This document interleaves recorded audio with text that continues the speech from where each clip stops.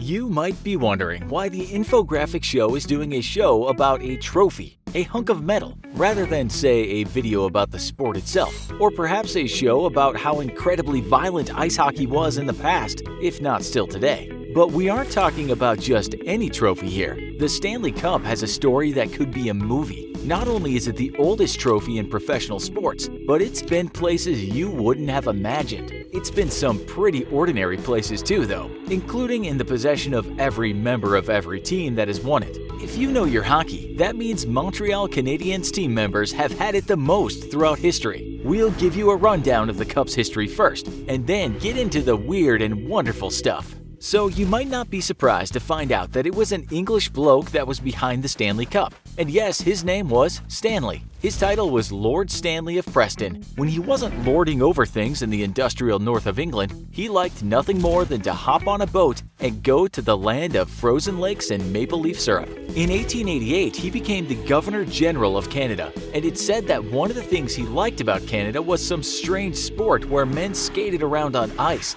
and bashed each other up while trying to slot a puck into some nets. Hockey back then was still up and coming, mainly played in the government town of Ottawa, where people skated to work in winter, and in the larger city of Montreal. It was written in a newspaper that after old Stanley caught a game in Montreal, he expressed his great delight with the game of hockey and the expertise of the players. Soon his sons had formed their own teams in Ottawa, but Stanley said something was missing. That was a tournament for all the teams to play and a set of rules. I have for some time been thinking that it would be a good thing if there were a Challenge Cup, which should be held from year to year by the champion hockey team in the Dominion of Canada, said Stan. We probably don't have to tell you that back then, even though Canada was a self-governing entity, it was still rather British when it wasn't being particularly French. It was so British that the cup, or rather a bowl when it was first created, was made in England from that famous Sheffield steel. It cost 10 guineas, which is around $50, and that equals around $1,357 in today's cash.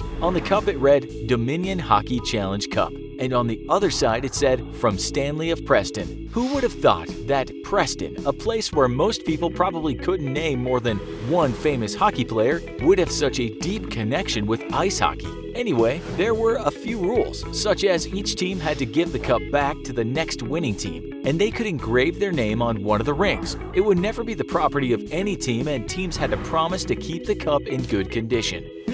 We might soon discover that this last rule hasn't always been kept.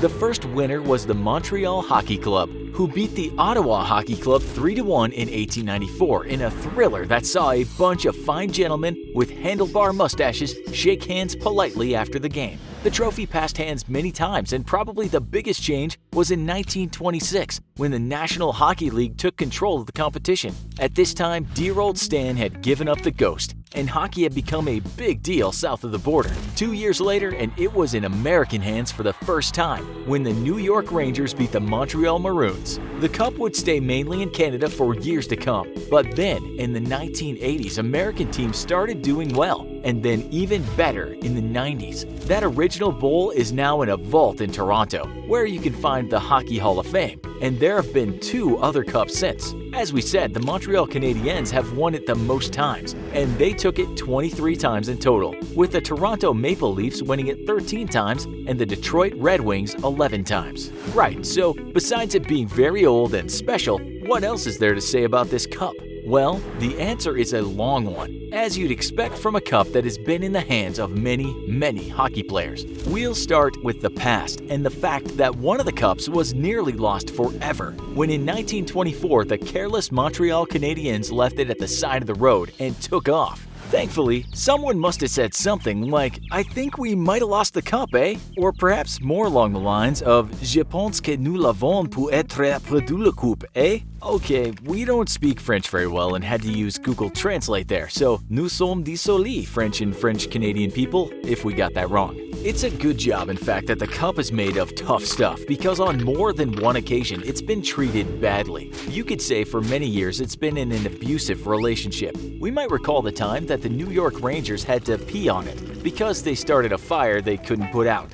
That was in 1940, and it wouldn't be until 1994 that the Rangers would win the cup again. The team was so overjoyed that year that they took the cup out for a few nights, and for a while it stood in an East Side strip club. I'm not sure that they really understood what it meant the way a Ranger fan would, the owner of the club said about his dancing employees. But they were playing along because they were feeding off the frenzy of the crowd. Apparently, the strippers would bring it on stage and do their routine around it. Players also drank out of it, and it visited other bars around New York. While with the Rangers, it also said the cup fell out of the trunk of a car. But perhaps the best thing the players did was fill it with oats and give it to a horse, so it would put its head in and they could take a photo. Apparently, fans were very upset about this, as many of them had queued for hours to get a picture with the cup. A New York Post headline as a result went, "Another fine mess, Stanley. Battered cup used to feed the Derby champ. Then crowd is upset." Some players just like to get it out in public. They did this because the girls loved seeing it hanging down in front of a big burly hulk of a man. Vice magazine interviewed one such player that loved getting it out for the women, and he said, "I was still single at the time, and that was the biggest chick magnet you could find." But all this showing girls your trophy and taking it to strip clubs didn't go down well with some people, and they thought it was an act of indecency. "The amount of disrespect shown is mind-boggling," said the son of a guy that had made the cup. "My father must be turning in his grave." It was very beat up, so he had a point. One of the Rangers even admitted that, saying it's safe to say we ruined it for every other team moving forward. They weren't too pleased with us by the end of the summer. It wasn't in great shape, put it that way. Still, it was good news for the Rangers, who thought they had been cursed to never win a cup again after it said they desecrated Stanley's legacy in 1940 by burning the mortgage of Madison Square Garden in it. But before any of you Canadians get all high and mighty about how those reckless Americans have disrespected the great hunk of metal, let us not forget that in 1962 the Toronto Maple Leafs decided it might be a good idea to throw the thing on a bonfire. Like the Brits burnt effigies of the pyromaniac Guy Fawkes. They were apparently rather drunk at the time. In 1905, players in Ottawa tried to dropkick it across the Rideau Canal. 20 years later, the two kids of a manager saw it in their basement and thought they'd put their names on it, so they did the inscriptions with a rusty nail. In 1961, a Canadian wasn't happy about the cup being won by an American team, so he did the reasonable thing and stole it. He got caught and said to the judge, "Your Honor, I was simply bringing the cup back to Montreal where it belongs." Too right, brother. Who wouldn't have done that? Everything in its rightful place, eh? But the cup ended up back in Canada the year after, when the Toronto Maple Leafs won it again. That was a good year too, because perhaps for the first time it was filled with pee. Yep, that happened when a player put his son in it so he could take a cute photo. But the kid just couldn't hold it all in and let one go inside.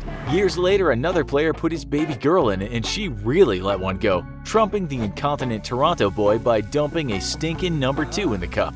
We hope it was cleaned after, because lots of players have admitted to trying to sleep in the thing. Some have filled it with dog food and let their canine friends eat out of it, while other players have tried to see if it floats, which it certainly doesn't, as the tests confirmed. Maybe it's a witch, because many players have said it was cursed. Apparently, if you touch it before winning it, your team will not win that year, and it actually has been confirmed too. It's been thrown downstairs, fallen off balconies, been a baptism bath, fallen off many tables, and has even been tested for germs. In 2010, it was discovered that it had on it a fair bit of E. coli, but we aren't going to blame the pooping Canadian for that. It has certainly been around too, having hitchhiked once when a player's car broke down. But in terms of wider travel, the cup has been all around the world. When Canadians and Americans were fighting in Afghanistan in 2007, it went over there. Apparently, nothing boosts morale like a sports trophy, and it actually did 2 tours in Afghanistan. It survived its second tour and then went on to star in a gay pride festival in Chicago. It's also been all around Europe, and in 2006 even made it back to Stanley's old stomping ground of London. It's done a fair bit of traveling around Finland, Sweden, Ukraine, Russia, Slovenia, and Slovakia. When it goes stateside, which happens a lot lately, it also gets to visit the White House. Presidents Trump, Obama, both Bushes, and Reagan all had it for a while as an ornament.